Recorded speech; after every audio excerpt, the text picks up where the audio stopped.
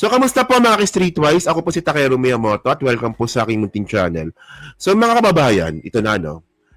Si Sarah po talaga ngayon, mukhang hindi na po talaga alam yung mga pinagsasabi. Okay. So, ngayon, hindi po matanggap ni Sarah yung statement po ng Makati Business Club. So, ano ba yung statement ng Makati Business Club? Ang sabi po ng Makati Business Club, na dapat daw po ituloy yung impeachment trial ni Sarah kasi daw po para magkaroon daw po ng confident yung ekonomiya natin. Okay. Pero pag tinanong mo po yung mga DDS po, para sa kanila po, yung Makati Business Club, oligarch. Bobo talaga ito. Ay, alam nyo, no? Isa ito sa pinakamaling tinuro po ni Digong sa mga DDS. Pag negosyante, oligarch. Itanong mo nga sa mga DDS na yan kung ano ibig sabihin ng oligarch, baka hindi nga nila alam eh. Oh. Okay. So sabi dito, Sarah impeachment trial to proceed. 6 days ago pa nga ito, no? So Makati Business Club ito, no? So, the Makati Business Club on Monday called on the Senate to convene as an impeachment court to try Vice President Sara Duterte. Okay, nangyari naman to, di ba? Okay lang yun. Becoming the first major business group to push for formal proceedings amid growing allegations of misconduct against the country's second highest official. Okay. So, in a statement, the influential business group framed the impeachment process as a matter of public accountability, warning that failure to uphold the rule of law could have long-term consequences for investor confidence. Okay.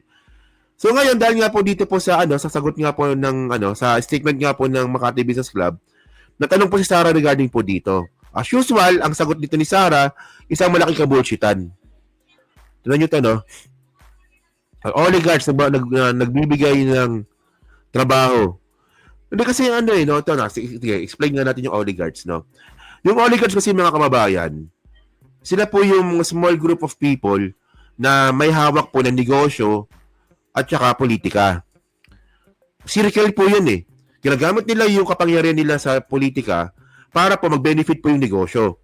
And ginagamit din po nila yung negosyo nila para mag-benefit po sila sa politika. So circle po yun. So ganun po yung oligarch. So, sino po yung oligarch na kilala po natin? Simple lang, si Villar. O, di ba? Yung pamilya Villar.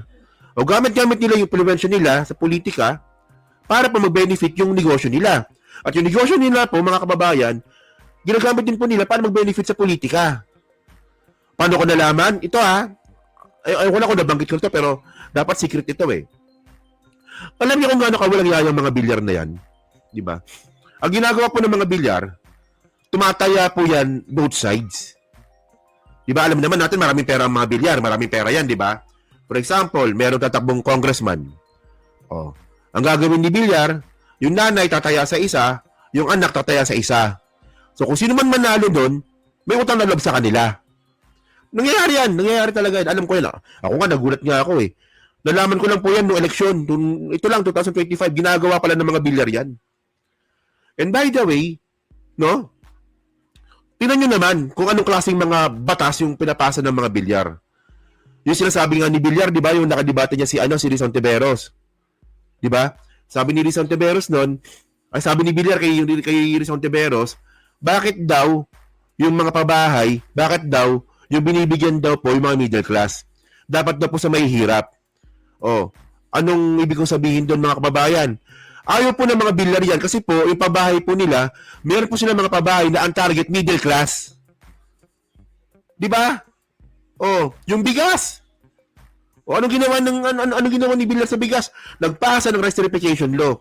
Tapos ang ending, magsusupplier para sila ng bigas. Di ba yung Dali at saka yung All Home? Nagbebenta ng bigas. O yun po ang oligarch. Oh, and by the way, meron din pong oligarch sa mga probinsya. Maliliit nga lang. For example, si Mayor, may-ari ng palengke, may-ari ng gasoline station, may-ari ng butika, tapos bawal pumasok yung ibang negosyante. Oligarch din po yun. Yun nga lang, small scale nga lang. O gamit ni Mayor yung kapangyarihan niya bilang Mayor para mag-benefit siya sa negosyo niya sa loob ng LGU. Tapos circle begins. Yun po ang oligarch.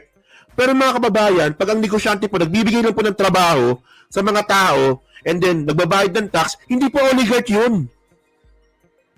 Ayan po ang maling tinuro po ng mga Duterte sa mga bobong DDS. Basta negosyante, oligarch na. Di ba? Oh, at least may ano tayo. Kapag sinabi mo sa mga DDS yan, hindi. Basta negosyante, oligarch, bobo ka. Bobo ka. Paano magiging oligarch ang negosyante kung hindi naman siya involved sa politika? Oh. Bobo yung mga DDS na yun, mga kababayan. So ngayon, ito Makati Business Club ba? Oligarch ba to? Mali natin, baka yung iba, kasi di mo natin kilala kung sino mga miyembro dyan, di ba? Pero, in general,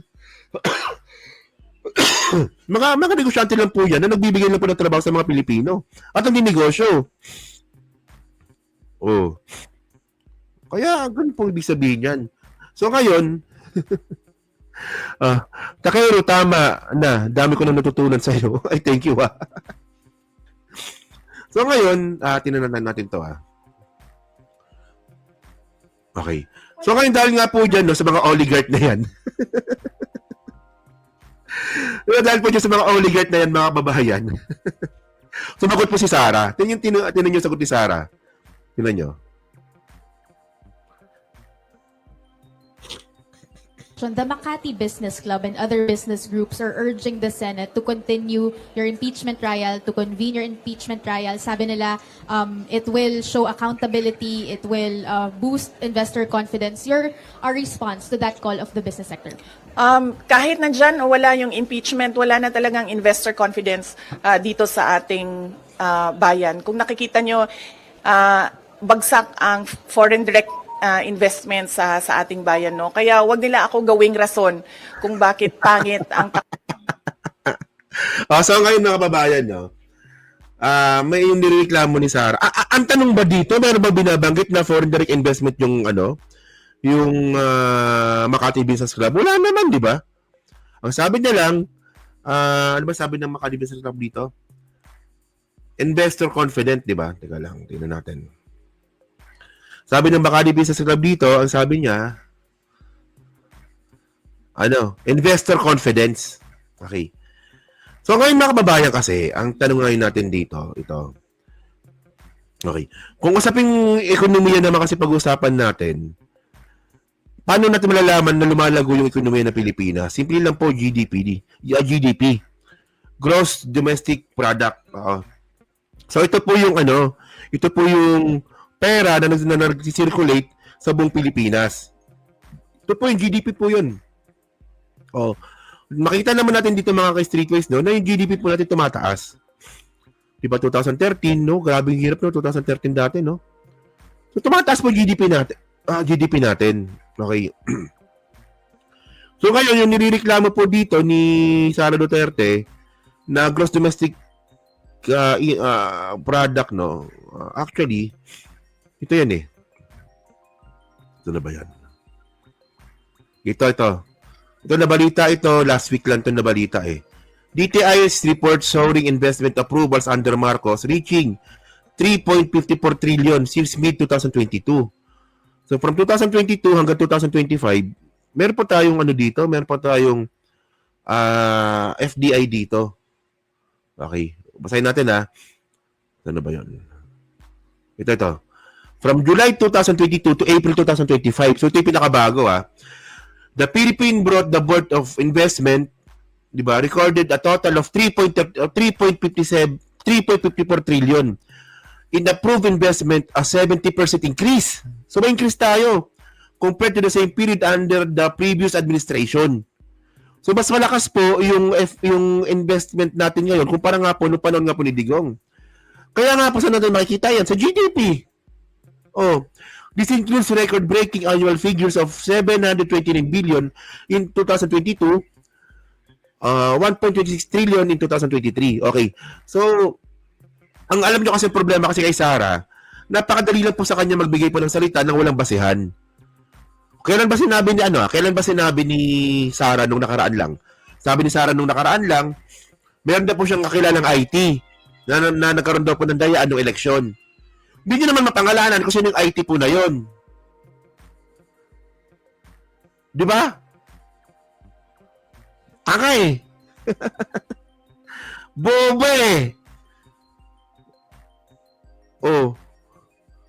So, Okay ba? And by the way, yung nireklamo ni Sara, ito Okay, yung nireklamo ni Sara, acknowledge po yan ng gobyerno natin. Sabi dito, understanding the investment cycle and global factors. While investment approvals in 2025 have been slowed down. So, meron tayong slowdown po talaga at admitted naman po yung gobyerno natin dito. Ang problema kay Sara, saan ka nakakita ng ekonomiya na palaging tumataas? Bobo rin to eh. Kapan ba? Bobo talaga tong babae na to. Ang problema kasi kay Sara, mga kababayan po kasi, pinanganak po kasi siyang politician. Diba? Nagdedede pa lang po kasi ni Elizabeth yan, magiging politiko ka. Wala naman kasing alam na trabaho yung mga hayop na yan. Oh, nung pinanganak si Sara, sila po yung pinakamakapangyarihan sa Davao. Hanggang tumanda, kaya ang spoiled brat yan eh. Anong alam sa anong alam sa ano yan? Anong alam yan sa ekonomiya? Saan ka nakakita ng ekonomiya na puro pataas palagi? Siyempre may mga parte, may mga pangyayari na bumababa po yan. So ngayon, admitted naman po yung gobyerno natin, sabi ng gobyerno natin, hindi naman bagsak eh, slow down lang. Oh, sabi dito, while the investment approvals in 2025, ngayong taon, have been a slowdown, this trend is expected and reflects the natural cycle of investment activity. The majority of previous approved large-scale projects have now entered the implementation phase. O, naintindihan mo, Sara? O, naintindihan mo? O, syempre, kapag tayo po nasa implementation phase, maglalabas ulit ng pera. Oh, kaya may slowdown. And by the way, bukod nga po dyan mga ka-streetwise, meron pa dito, may nabalitaan pa ako dito eh. Ano ba yan? Ito. Isa rin sa mga reason, yung tariff ni Trump. Oh, nagbobo naman ito. FDI net inflows, FDI ito dropped nearly 28% in March due to Trump tariffs. So ito ba makakontrol ba ng gobyerno to? Yung taripa ni Trump. Buong mundo nga galit dito eh. Oh. So okay, saan ko nawala tuloy ako. And by the way, mga kababayan, tumaas man o bumaba yung FDI, no? Nag-slow down man yung FDI, ang importante, yung gross domestic product po ng Pilipinas tumataas. Pag tumataas po yung gross domestic product, mga kababayan, ibig sabihin nun, mas madami pong nagsisirculate na pera sa Pilipinas, at ito po, di ba, magagamit na po ito ng mga tao. Depende na lang kung paano nyo didiskartehan yung buhay natin. O, di ba? So, napaka-basic naman nito, Sara. Gusto ata kasi ni Sara, saan ka na? Baka si Sara, pag naging presidente ito, dapat, gusto ko lahat pataas. Gusto ko lahat 10% palagi. O, next month, 11. Next month, 12. Malamang ganon. Continue nga natin. Tanga naman ito. No? Kaya wag nila ako gawing rason kung bakit pangit ang takbo ng ating ekonomiya ngayon sa ating bayan. At saka, this is not a Kung makapangit no? Akala mo naman, no panahon ni Digong, gumanda yung ekonomiya natin. accountability because impeachment, dalawa lang yung penalties dyan. Removal from office tsaka perpetual disqualification from government service. Walang penalties dyan dahil walang kaso dyan. Ang impeachment ay removal process ng isang impeachable officers. Kung gusto talaga nila ng accountability, ay mag-file ng mga kaso dyan sa mga korte. Alam mo pala nito eh. Alam niyo mga kababayan na ang ibig sabihin ng Makati Business Club dito. Ang ibig sabihin ng Makati Business Club, ayaw niya sa'yo. Ayaw nila sa'yo. Gusto nila impeachment trial para magkaroon po ng perpetual disqualification para hindi ka na makatakbong presidente. Ayun talaga yun. Tanga-tanga, hindi mo ba gets? Ayun po, gusto po ng ano. And by the way, mga kababayan, kung sabihin po ni Sara Duterte, nung mag-file ng kaso sa korte, meron na. And kung susundin po natin yon, aabutin po ng dekada po yan. Tingnan niyo yung kaso ni Gloria, yung final sa kanya ni Pinoy, kailan natapos? Nung panahon pa ni Digong. Mukhang nilakad niya eh. O, di ba? Hindi, maganda impeachment. Marunong ka pa. Eh, ang problema, Boss Sara, nasa batas naman yung impeachment natin, ah. Nasa batas yun, ah. Bawal ba yun? Hindi naman bawal yun, ah. Yung bawal doon, yung mukha mo. Mukha ka magnanakaw kasi. Naman natin at alam naman nila na yung mga pirma ng mga congressman, unang-una hindi nila binasa yung articles of impeachment. Pangalawa, marami sa kanila ang tumanggap ng Ano talaga nito? Di naman kalbo lakas magpatawa, no? Sabi sa... Tingnan niyo, ah. Ang sabi ni Sara, pumirma daw yung mga congressman natin na hindi daw po binasa yung article of impeachment. Gago rin eh, no? Ako nga binasa ko eh. Kayo binasa nyo rin, di ba? Online po yun. So, paano mo nalaman? Eh, na naman ang problema sa'yo eh. Paano mo nalaman na hindi binasa ng mga congressman yan? Kaya ka na naman, parang IT na naman yan eh. Parang nang bibintang ka na naman ng walang ebidensya. Di ba, bobo eh, no? Parang hindi binasa. Parang hindi binasa. Puta, 215 na congressman? Pumirma ng article of impeachment, hindi binasa?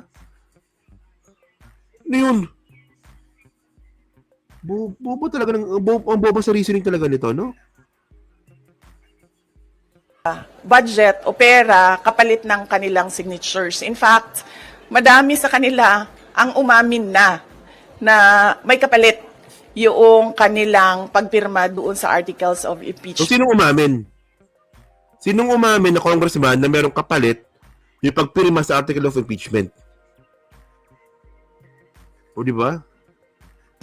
So, Duda ko, Takeru, kung makapasa ba talaga yan sa bar exam.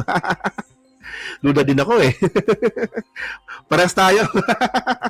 if we are to talk about accountability by business groups, dapat questionin din natin kung paano ginawa yung articles of impeachment at paano pinasa yung articles of impeachment papunta doon sa Senado.